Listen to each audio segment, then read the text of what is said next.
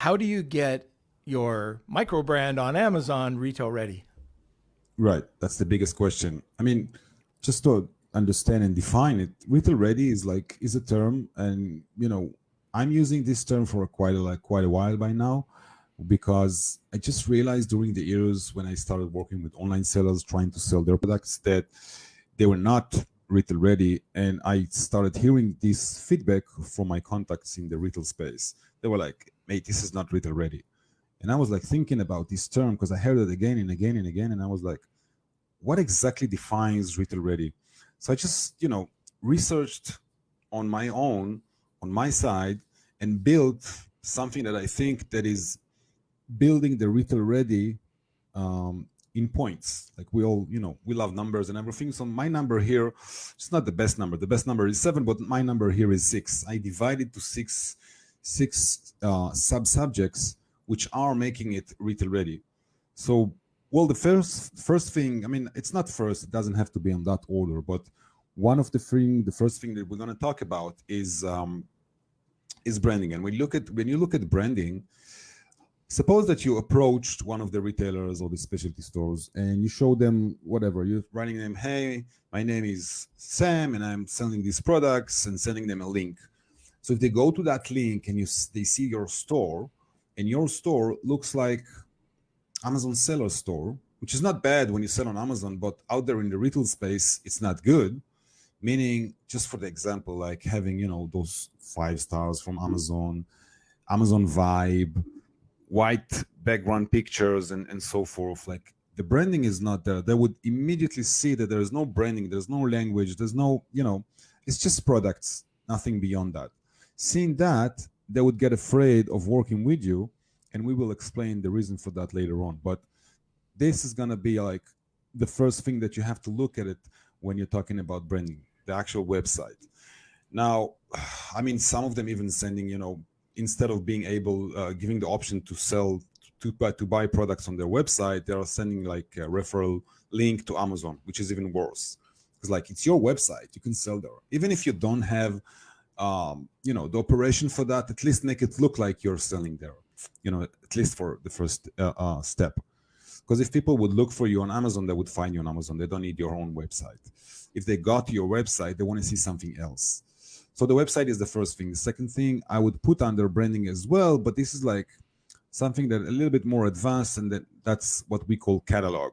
Now it can be a lookbook or catalog or teaser deck. It doesn't matter how you define it. I just call it catalog because it's easier.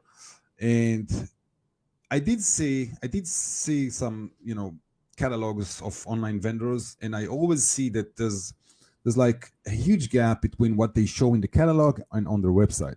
It's not the same vibe of colors, not the same fonts, not the same pictures. Something is different. Something is not making sense in terms of branding. I don't want to dive into branding because a lot of people came here and spoke about branding, and yourself, I think you're a big expert of branding as far as I heard. But in general, when we say branding, we know what we're talking about. We're talking about mainly being like attractive.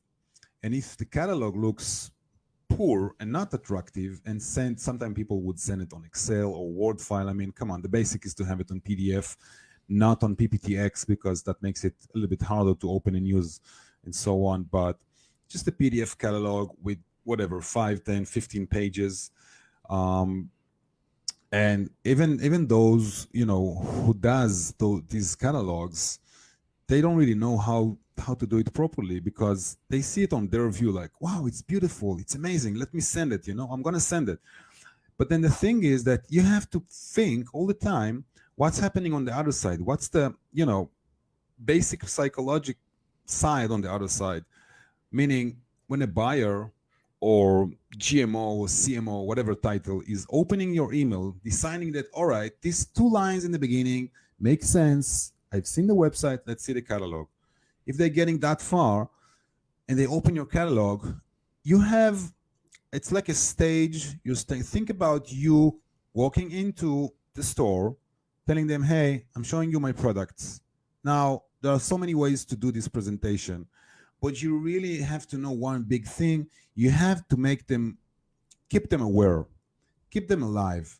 Don't start to show them 3, 4, 5 pages of telling them who you are and what you do, because they don't care. They don't know you. You're a micro brand. You have to step in with the bomb, first of all, on the table, and then to talk. First of all, show your bombs. The first page, yeah, it could be your, logo and stuff like that.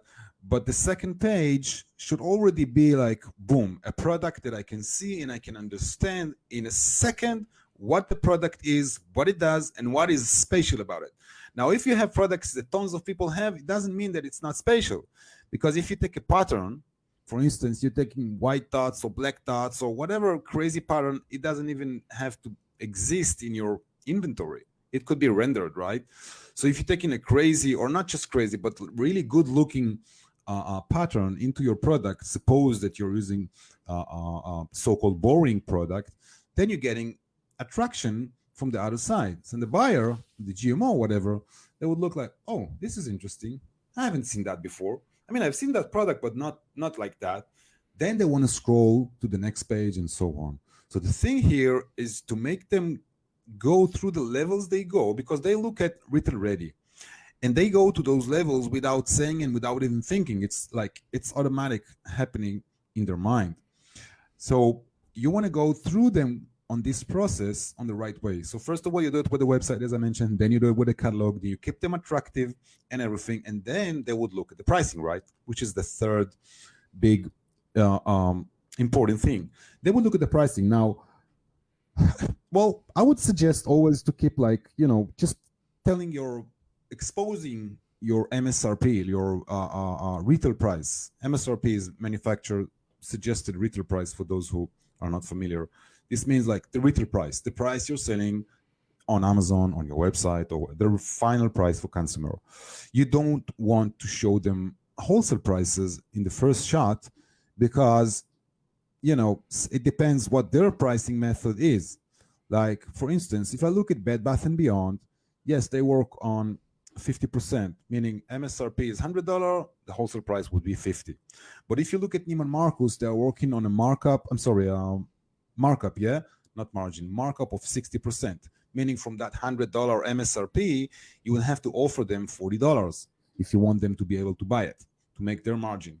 And if you're talking about TJ Maxx is working on 25, because they take the benchmark wholesale price, which is half usually, meaning if I'm selling $100 product for consumer, for end buyer and consumer, and the wholesale price is benchmark side would be $50, because that's something that you want to start to work.